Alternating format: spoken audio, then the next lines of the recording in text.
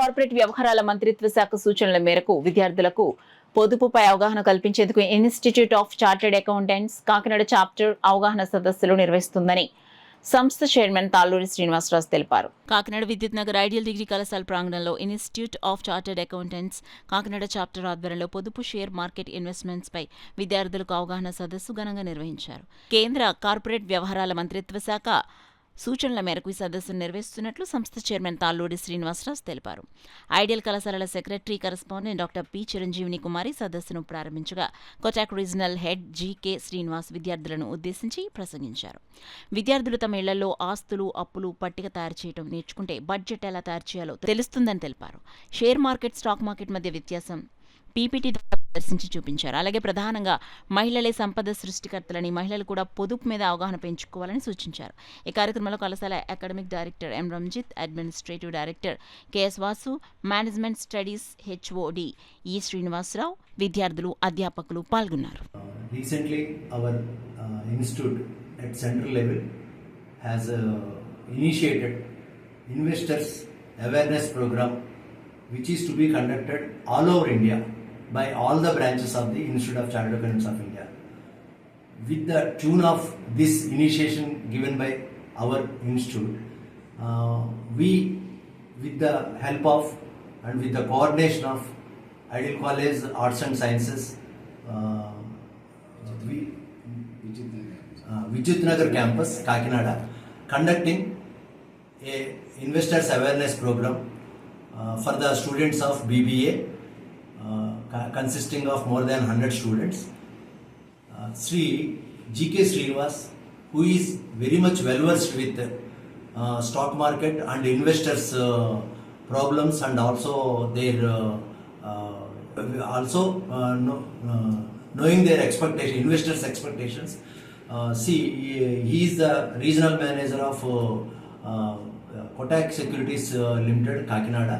So he is since more than 30 years he is in this field and he is well versed with stock market totally. So we have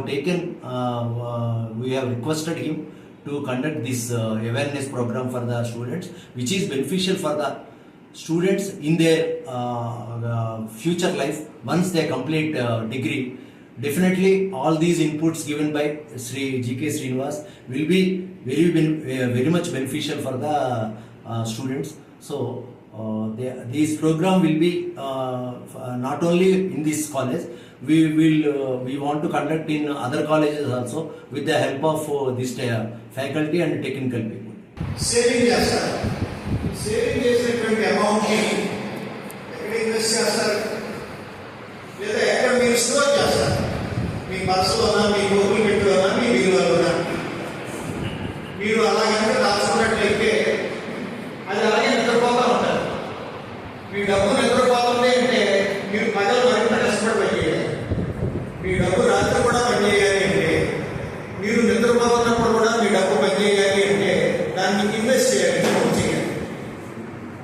మీకు తెలుసున్న మదుపు మార్గాలు ఏమి? మీ నాన్నగారు చేసేవి, తాతగారు చేసేవి, మన ఇంట్లో వాడు ఎవరో చేసేవి.